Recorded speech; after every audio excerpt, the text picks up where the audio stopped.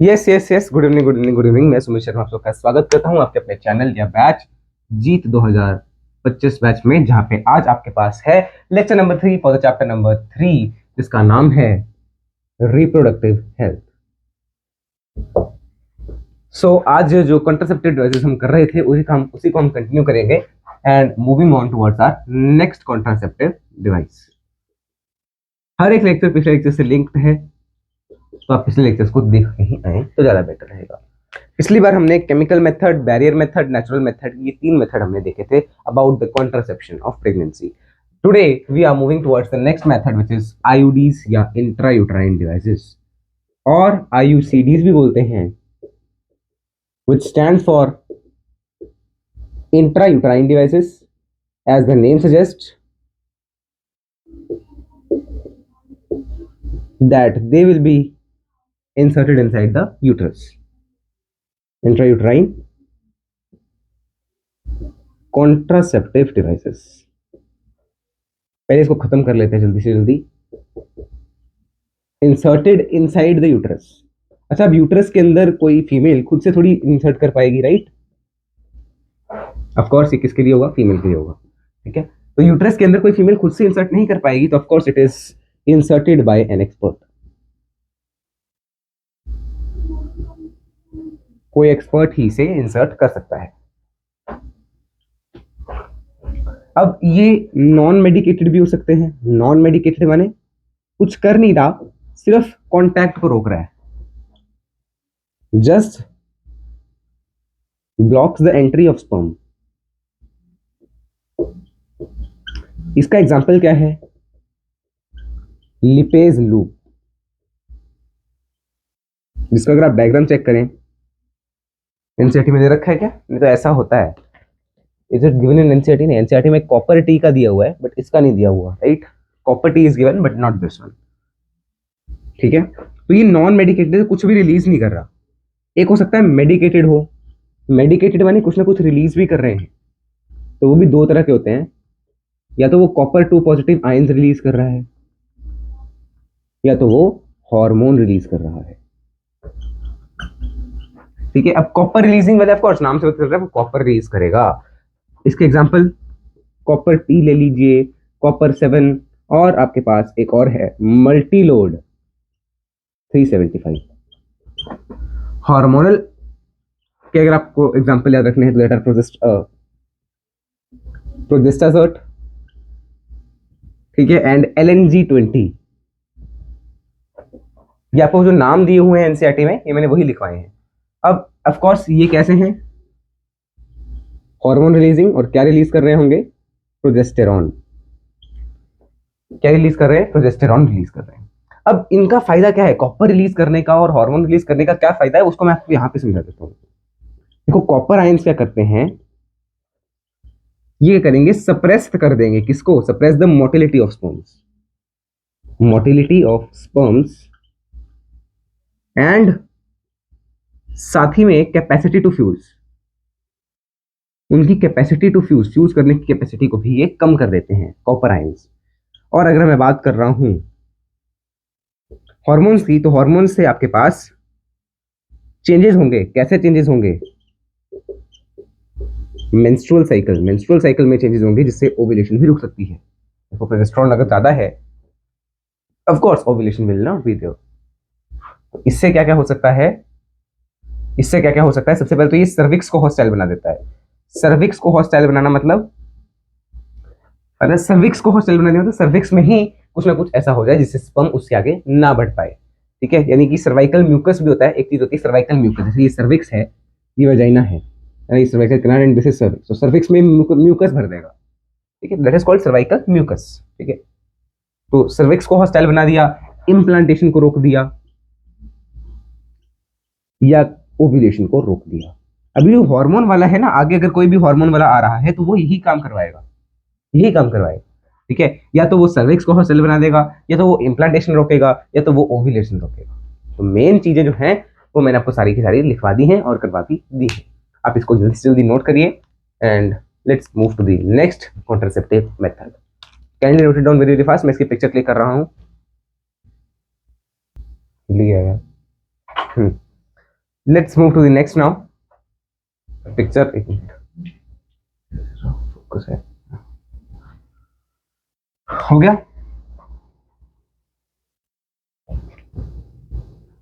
अरे यार, तो इतने दिन जब एक साथ वीडियो ना बनाओ तो डस्टर नहीं मिलता, अब दूसरे डस्टर से कर लेते हैं। इस पे ना एक्चुअली चौक लगी है,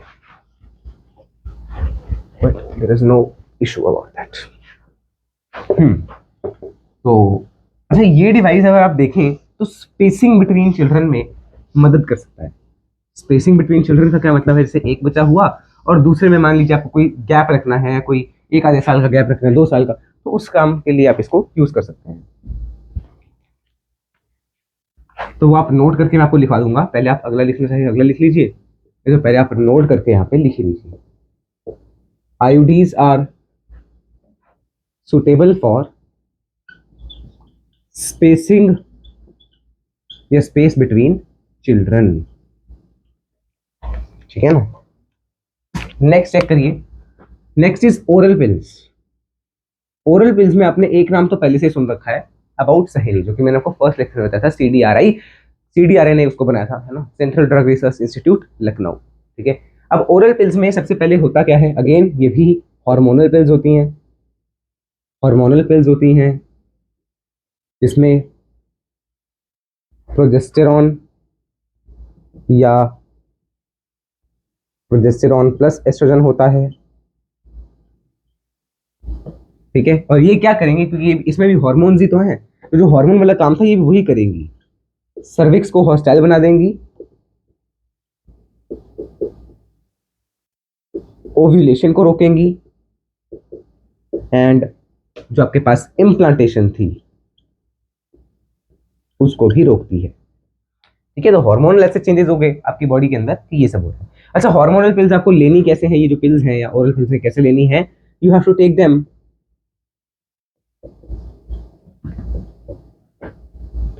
आपको इनको कैसे लेना है, 21 दिन तक लेना है पहले तो, for 21 days continuously,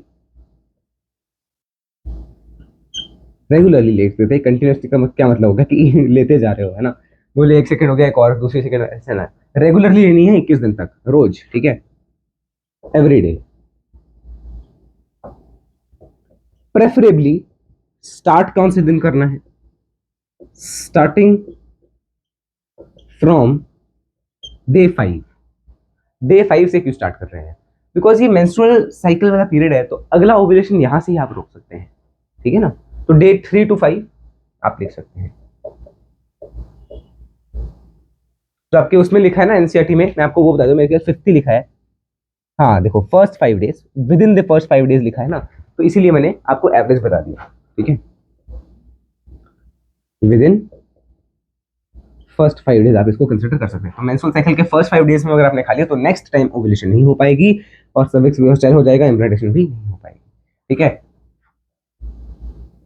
and after these 21 days आपको 7 days के लिए ये नहीं खानी है, मतलब 7 days की ब्रेक है, और उस ब्रेक में आपको आयरन की पिल्स या कोई भी ऐसी पिल्स जो आपकी एनर्जी को बढ़ाए वो आपको लेनी होती है। अच्छा, इसका एक क्या है, इन ओरल पिल्स का एक वो आया है, क्या चीज आई है, रिप्लेसमेंट या एक सप्लीमेंट बोलते हैं इसको, क्या बोलते हैं, रिप्लेसमेंट नहीं, मतलब it is a better supplement, I think so, मतलब इसका एक अल्टरनेटिव, हाँ अल्टरनेटिव, जो कि क्या है, सहेली।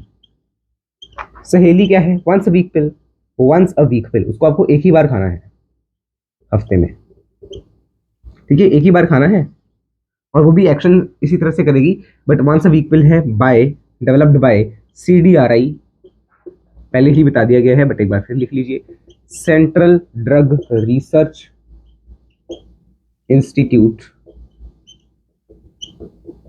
Lucknow. I hope and believe this is clear to you. इसके बाद आपका एक ही मेथड बचा है, सर्जिकल मेथड, तो हम जल्दी से जल्दी उसको भी कंप्लीट कर लेते हैं। अच्छा, ओरल पिल्स के अलावा यहाँ पे आप एक नोट करके लिख लीजिए, emergency contraceptive,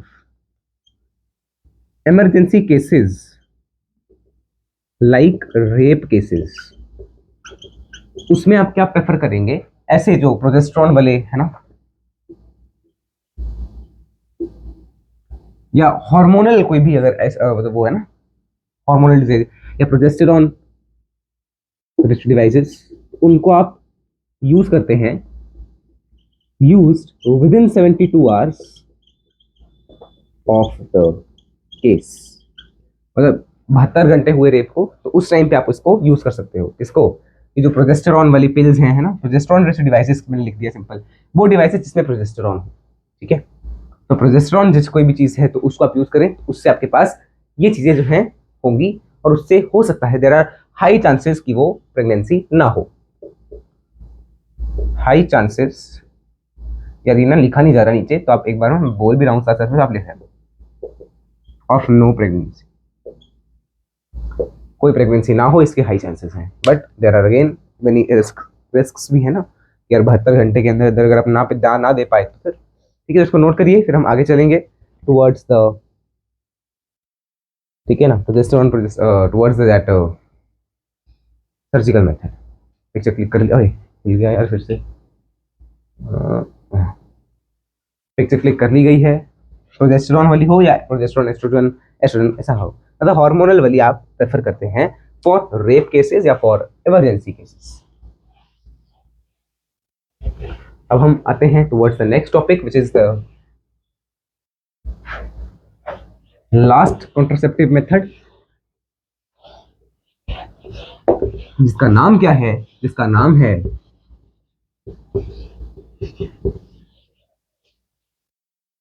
सर्जिकल मेथड। हाँ ठीक है, सब याद रह जाए, यहां रखा है सर्जिकल मेथड। सर्जिकल मेथड सबसे पहले तो परमानेंट मेथड होता है, और of course it is non reversible, very poor reversibility, ये एनसीईआरटी में लिखा है तो हम नहीं लिख सकते, पुअर रिवर्सिबिलिटी। ये मेल में अलग तरह से होगा, फीमेल में अलग तरह से होगा। फीमेल के केस में, फीमेल के केस में क्या होता है, जैसे ये फेलोपियन ट्यूब है ना, ये फेलोपियन ट्यूब है, तो फेलोपियन ट्यूब को काट के यहां पे ऐसे गांठ बांध दी जाएगी, दिस इज नॉट, देखिए गांठ बांध दी। The fallopian tube is cut and not, so that the, ताकि जो है ovum could not reach ahead, ovum आगे आना पाए, और स्पर्म भी अंदर नहीं जा पाएगा ना, क्योंकि यहाँ पे गांठ है तो स्पर्म कैसे अंदर जा पाएगा, ठीक है। तो ये क्या है, सर्जिकल मेथड में हम क्या कर रहे हैं, स्पर्म एंड ओवम के मीटिंग ही नहीं होने दे रहे हैं, मीटिंग तो दूर की बात है, मीटिंग को ही रोक दे रहे हैं, मिलने नहीं देंगे, आने नहीं देंगे, बाहर ही नहीं आने देंगे ओवम को, ठीक है। 72 घंटे हो जाएंगे, उसके बाद खुद मर जाएगा, सॉरी 24 घंटे हो जाएंगे, उसके बाद खुद मर जाएगा, ठीक है ना। तो इसके केस में अच्छा, इसको क्या बोलेंगे फिर, क्योंकि ये ट्यूब कट करी है हमने, तो इसे कॉल्ड ट्यूबेक्टोमी। ट्यूबेक्टोमी, इसमें होता है वॉसेक्टोमी, नाम से पता चल रहा है, vast difference in male is cut and tied so that the sperm could not, अच्छा देखो वास्ट डिफरेंस कहां से कहां तक लेके जाता है स्पर्म को, ये पहले आप जाने, है ना। वास्ट डिफरेंस जो है वॉसेफेरेंशिया के बाद एपिडिडाइमिस से वास्ट डिफरेंस, है ना, could not move from, epididymis के बाद आता था ना वास्ट डिफरेंस, तो एपिडिडाइमिस से आगे जा ही नहीं पाएगा, एपिडिडाइमिस टू वास्ट डिफरेंस के बाद क्या आता था, तो आपके पास यूरेथ्रा, है ना, कॉमन इजैकुलेटरी ट्रैक्ट, उसके बाद यूरेथ्रा, तो वो आगे जा ही नहीं पाएगा, तो बस हो गया ब्लॉक, है ना। अब वो आगे जा ही नहीं पाएगा, तो दैट इज व्हाट, वहां पे ही वो 72 घंटे रहेगा, और उसमें उसकी डेथ हो जाएगी 72 घंटे बाद, तो ठीक है ना, दिस इज कॉल्ड वॉसेक्टोमी। तो ये आप लिख लीजिए, end of course is a permanent method, तो इसको रिवर्सिबिलिटी इसकी वेरी लो है। इसके डायग्राम भी आप बना सकते हो, डायग्राम ट्यूबेक्टोमी का मैंने बना दिया है। वॉसेक्टोमी में क्या है, टेस्टिस, एपिडिडाइमिस, वास्ट डिफरेंस, यहाँ पे आपने मान लीजिए इसको नॉट लगा दी इस तरह से, और आगे चाह रही है ना जैसे मर्जी, बट ये आपको एक जस्ट मैंने डायग्राम बेसिक बना दिया, ठीक है। तो इसको आप नोट करिए, सर्जिकल मेथड वाला आपका यहाँ पे कंप्लीट होता है, इसी के साथ आपके contraceptive devices are now complete, kindly note it down very very fast. Picture click कर लेते हैं। हाँ जी, नोट कर लिया। I hope and believe you are noting it down. I may look a little changed after going that side because I was not here for little for I think so 5 to 10 minutes. Okay, so I think so this is clear. So with this, our contraceptive methods are completed now, and now let us move towards the some of the that side effects of contraceptive devices. Let us look at and ponder upon them. My English is it's band 9. So let us move towards the side effects. First of all, nausea. Nausea means that uneasy feeling. Why that uneasy feeling? Maybe because of the pills. These are the side effects of all this combined. है ना यार, इतनी अंग्रेजी नहीं हो रही। तो सारे जो कंबाइंड कॉन्ट्रासेप्टिव ड्रग्स हैं उनके साइड इफेक्ट हमने आपको बता दिए। नौशिया हो गया, एब्डोमिनल पेन, कैसा मार्कर है भाई, थोड़ा अच्छा नहीं है सकते। अरे यार, अरे ये कौन सा चलता है यार। हाँ ये चल रहा है। एब्डोमिनल पेन हो गया, और ब्रेक थ्रू ब्लीडिंग, चलती जा रही है bleeding, irregular menstrual cycle, irregular menses या मेंस्ट्रुअल साइकिल, और इवन ब्रेस्ट कैंसर, जो कि बिल्कुल रेयर होता है, which is very very rare.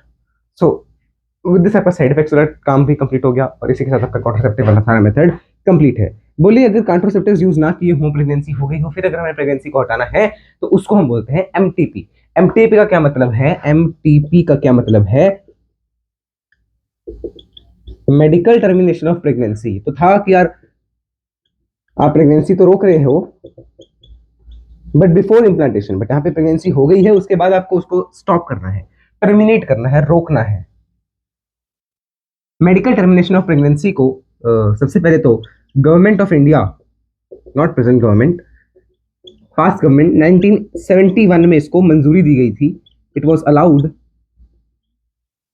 But with strict laws. बोलिए स्ट्रिक्ट लॉज क्यों? क्योंकि एक्चुअली जब ये एमटीपी हो रही होती थी तो ये मोस्ट केसेस के लिए स्ट्रिक्ट लॉज किस लिए? एमनियोसेंटेसिस के अगेंस्ट। एमनियोसेंटेसिस क्या होता है आपको पहले लेक्चर्स में बता दिया गया है, फिर आपको बता देता हूँ। एमनियोसेंटेसिस फीमेल चाइल्ड को जानबूझ के ही उसका अबॉर्शन करवा देते थे, उसी को बोलते हैं मेडिकल टर्मिनेशन ऑफ प्रेगनेंसी। जानबूझ के उसका अबॉर्शन करवा देना, तो ऐसा कोई चीज ना हो इसके लिए कानून बना के 1971 में इसको लीगलाइज किया गया था। अलाउड का मतलब आप कह सकते हो कि लीगलाइज, ठीक है। बट अब हम कुछ लॉज पढ़ेंगे जो कि है ना, एमटीपी अमेंडमेंट एक्ट 2017 में हुआ ये लॉन्च, ये एक्ट, जिसमें हमें बताया गया है कि एमटीपी कब कब हो सकती है, कैसे कैसे हो सकती है। पहले मैं आपको मुंह जुबानी बता देता हूँ, फिर लिखवाने के लिए तो आप खुद भी लिख सकते हो वैसे तो, बट स्टिल है ना। देखना, सबसे पहले तो 3 ट्राइमेस्टर होते हैं, first trimester, second trimester, third trimester.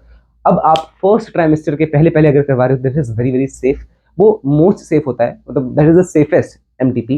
तो उस टाइम पे आपको कोई एक रजिस्टर्ड मेडिसिनल प्रैक्टिशनर, मतलब कोई भी रजिस्टर्ड मेडिकल प्रैक्टिशनर होना चाहिए। ऑफकोर्स उसको अपने फील्ड की नॉलेज होनी चाहिए, उससे आपको परमिशन लेनी चाहिए, उसके आपको अंडरटेकिंग लेनी है ना, फिर उसके बाद आप ये कर सकते हो। अगर आपको सेकेंड ट्राइमेस्टर से पहले पहले करवाना है, सेकेंड ट्राइमेस्टर मतलब फर्स्ट से सेकेंड ट्राइमेस्टर के बीच बीच में, then that is a little difficult. उसमें आपको 2 प्रैक्टिशनर्स की ऑफकोर्स परमिशन चाहिए होगी। और अगर आपको मान लीजिए सेकंड ट्राइमेस्टर के बाद करवाना है, then that is not allowed, वो आपके लिए अलाउड नहीं है, because that is not safe. उसके बच्चे को और आपको यानी मदर को, दोनों को खतरा हो सकता है, ठीक है। और अगर हम बात करें तो एमटीपी को वो जो साइन करेंगे वो किस बेसिस पे साइन करेंगे? वो साइन इस बेसिस पे, वो आपको अंडरटेकिंग इस बेसिस पे देंगे कि यार कहीं प्रेगनेंसी को कंटिन्यू करने में बच्चे को या माता पिता को, या माता पिता को तो क्या ही, या माता को कोई दिक्कत ना हो, या है ना, हो सकता है ना कि मदर मान लीजिए इतना स्ट्रांग है, इसका इतनी स्ट्रेंथ ना हो कि वो बर्थ दे पाए, ठीक है। या एक्टोपिक प्रेगनेंसी हो गई हो, है ना, प्रेगनेंसी होनी यूट्रस के साथ चिपकना चाहिए था, इम्प्लांटेशन यूट्रस के साथ होनी चाहिए थी, हो कहीं और ही गई है, that is called ectopic pregnancy, पहले बता दिया गया है, ठीक है। या मान लीजिए जो बेबी है उसमें जब हमने एमनियोसेंटेसिस वाला जो फ्लूइड है, एमनियोटिक फ्लूइड, उसको जब हमने टेस्ट किया, बिकॉज एमनियोसेंटेसिस पे रोक है, मतलब सेक्स डिटर्मिनेशन पे रोक है, उसके फ्लूइड को चेक करने पे रोक नहीं है। फ्लूइड को चेक करोगे तो आपको पता चलेगा यार अगर किसी में कोई जेनेटल डिजीज डिसऑर्डर तो नहीं है फीटस में, अगर है तो आप उसको रोक सकते हैं प्रेगनेंसी को। या अगर आपको पता चले कि यार जो बेबी बॉर्न होगा उसका मेंटल रिटार्डेशन होगी, उसकी मेंटल हेल्थ इतनी प्रॉपर नहीं है, तो उसको आप रोक सकते हो प्रेगनेंसी को। तो यही है आपके पास एमटीपी अमेंडमेंट एक्ट 2017।